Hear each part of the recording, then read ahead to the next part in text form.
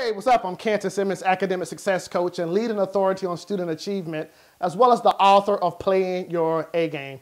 And welcome to video number 2 on how to help your students stay motivated in school so that they can achieve more. In the first video, I laid out the first 4 steps on how to do that. But one of the key sentences from that first video was that students want to know that you're worth it. Because you can prove that you're worth it, students will open themselves up to be influenced by you. Here's step number 5 on how to help your students stay motivated in school. Number 5 is this: assign classroom jobs. Now, what are you saying by assigning classroom jobs? Every student wants to feel accepted. How about you look at the daily activities that go on within your classroom and assign classroom jobs? Now, I've written out a few of these examples, and you can download these as well. Here are a few jobs that you can assign in your classroom. Number 1, here's a job. Have someone post to the class blog or website. Have someone update the calendar. Have someone moderate or review games that you may play in the classroom.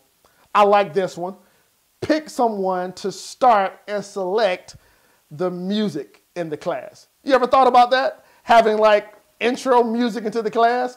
Have someone make that their job to pick the music and start the music for that day. Another one is have someone watch the class pet. Now, if you don't have a class pet, maybe you should go get one. Here's another one. Assign someone to be the public relations coordinator. This is the person where they address people that come to visit the class. Another classroom job that you can give someone is to give someone the role and responsibility to clean the chalkboard, to clean the room, or maybe take attendance. So step number 5 in helping your students stay motivated in school is by giving them a class job. The 6th way in which you can help your students stay motivated is to hand over some control. Now, I've realized that you may really love what you do, and you should, but along with step number 5, giving your students the opportunity to take ownership of the class. Now, they're showing up every single day, all throughout the semester.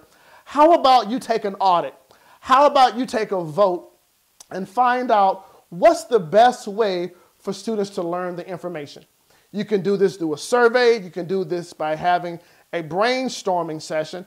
But by doing this now, you can set the tone of the way, you can set the tone in which students learn the information. And because you're giving them ownership, now they can add their input on the best way to learn in the classroom. For example, let's say if you're studying a subject like science, maybe the students will vote that, hey, let's play a game, maybe guys against the girls, or this group against that group. Let's say it's called the Battle of the Science Nerds. I don't know. But now you're giving them ownership to decide the best way for them to learn their information. So number 6 is to hand over some control to your students. Number 7 is pay attention. How many times have you seen a student walk in your class and you can see as they sit down that they're sad, they're not paying attention, and they're not interested in what you're saying? A lot of times it may not be what's actually going on in the classroom, but maybe what's going on outside the classroom.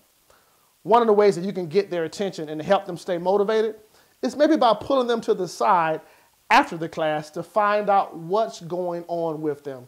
A lot of times students, they want to know that you care, but they want to know why you care. By pulling them over to the side and you communicating with them and finding out what's going on with them, it lets them know why you care. So number 7 is to pay attention. The last way to help your students stay motivated in school is what I call my 7.25th way. Is that a word? 7.25th way? Well, it's the last way. And it's this: help your students understand their real greatness. Now, if you've never heard my story, I was born with an amazing birth defect. At the time period in which I was born, my mom was going through a state of confusion. She didn't know, what caused this birth defect. But my mom, out of concern, she called my father. He wasn't at the hospital at the time. He got stuck out on a business trip in Chicago. So my mom called my dad. His name was John Simmons. Simmons, our new baby boy. He's born missing some of his fingers. Now, of course, my father was like, what? For real?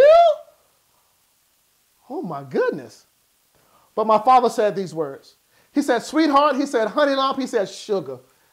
Even though our baby boy is missing some of his fingers, our baby boy, he will still be great.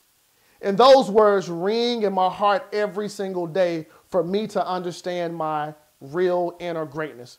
Regardless of what's going on in the life of your student, one of the ways that you can help them stay motivated is by helping them understand just how great of a person they are.